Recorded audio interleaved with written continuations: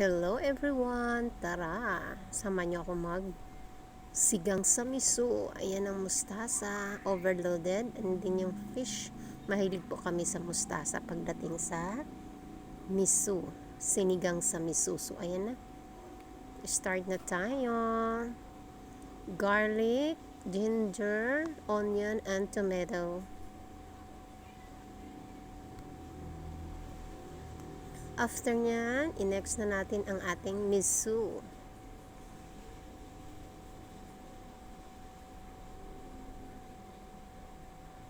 Then, i-ano lang din natin siya kahit papano, igigis. Yan. Then, after nyan, mag-add na po tayo ng water.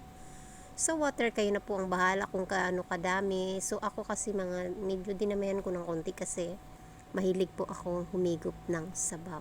Yes, yan ang pong katotohanan. Sabaw is life for me. Then, ayan, kumulo na. Ilalagay na natin ang ating paminta, asin, at saka yung sinigang na mix, ayun, sinigang powder. So, ayan na po. And then, yung chili, mix na natin yung fish.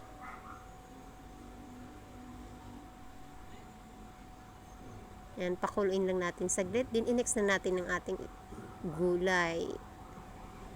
Ayan, so maraming gulay yan kasi mga winner kami sa gulay pagdating sa sinigang.